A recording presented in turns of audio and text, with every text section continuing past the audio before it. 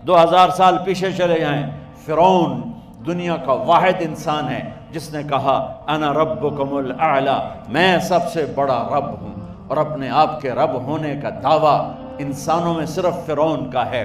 اس کی باندی مسلمان ہو گئی، موسیٰ علیہ السلام کا کلمہ پڑھ لیا، ایمان چھپتا نہیں، وہ پتہ چل گیا، فرعون نے اس کو پکڑوایا۔ اس کی 2 بچیاں، ایک دودھ پیتی ایک ساتھ چلتی، اور اس نے اپنے دربار میں کڑاہ میں تیل ڈلوایا، نیچے آگ لگوائی، تیل ابلنے لگا۔ جب وہ پوری طاقت سے ابلنے لگا تو اس نے فرعون نے اس عورت سے، اس باندی سے کہا یہ آگ تیرے سامنے ہے، جلتا ہوا تیل، موسیٰ کے رب کو مانے گی تو پہلے تیری بچیوں کو جلاؤں گا پھر تجھے جلاؤں گا، اور اگر مجھے رب مانے گی تو تیرے گھر کو سونے چاندی سے بنا دوں گا، تیرے گھر کو سونے چاندی سے بھر دوں گا۔ اللہ کا پا لینا یہ میری آپ سب کی معراج ہے، اور اللہ کو کھو دینا میرے آپ سب کے لیے ہلاکت اور تباہی ہے۔ سنو سنو، اس نے کیا کہا؟ اللہ نے اپنی محبت کو ماں سے تشبیہ دی ہے، باپ سے نہیں دی، اور چھوٹا بچہ زیادہ ممتا کو لیتا ہے۔ وہ کہنے لگی فرعون یہ تو میری 2 ہیں، میری 100 ہوتی تو اللہ کے نام پہ آج میں قربان کر دیتی۔ فَقْضِ مَا أَنْتَ قَاضٍ، کر جو تجھے کرنا ہے۔ تو پاگل ہو گیا، غصے میں کہنے لگا اس کی بڑی بیٹی کو ڈال دو۔ تو انہوں نے اس کو یوں ٹانگوں سے پکڑا، اور وہ چیختی چلاتی ہوئی تھی۔ ماں کا ایک بول اس کی جان بچا سکتا تھا، اور پھر گھر جا کے توبہ کر لیتی، وہ کہتی اللہ مجھے معاف کر دے، میں نے کلمہ کفر کہا۔ اس کو ٹانگوں سے پکڑا ہوا ہے، اس کے ہاتھ نیچے جھول رہے ہیں، اور وہ اماں بھی کہہ رہی کہ مجھے بچا لو۔ ماں نے اپنی آنکھوں سے بچی کو تیل میں یوں ڈوبتے دیکھا، اور پھر وہ ابھری جیسے مچھلی تلنے کے لیے، جیسے مچھلی تلی جاتی تو باہر آ جاتی، اوپر آ جاتی، تو وہ ایسے بلبلے اٹھ رہے تھے۔ وہ ایک ہی لمحے میں اس کی تو جان گئی، ایک آنسو کا قطرہ اس نے نہیں نکلنے دیا اپنی آنکھوں سے، اور اپنے دل کو جب مضبوط کیا تو میرے رب کی غیرت، میرے رب کی رحمت محبت حرکت میں آئی۔ اللہ نے ماں کی آنکھوں سے پردہ ہٹا دیا، اور ماں نے اپنی بیٹی کی روح کو نکلتے دیکھا، اور وہ کہہ رہی ہے اصبری یا فإن لک من الأجر کذا وکذا۔ ماں جی ڈرنا نہیں، صبر کرو، جنت تیار ہے، جنت تیار ہے، بشرو۔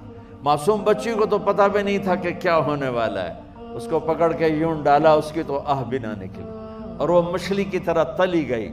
اب پھر ماں کا کلیجہ پھٹا، اللہ نے پھر آنکھوں سے پردہ ہٹایا، اور انہیں اپنی بچی کی روح کو نکلتے دیکھا، اور وہ کہہ رہی ہے اصبری یا فإن لک من الأجر کذا وکذا۔ ماں جی تھوڑی دیر کا صبر، جنت تیار ہے، جنت تیار ہے، جنت تیار ہے۔ اللہ کو پایا سب کچھ پایا، اللہ کو کھو دیا سب کچھ کھو دیا۔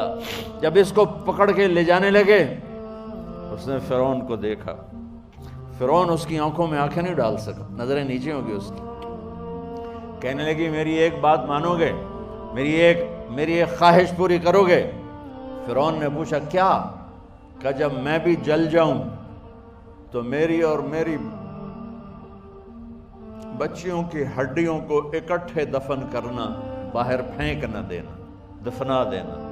فرعون نے کہا تمہاری یہ خواہش پوری کی جائے۔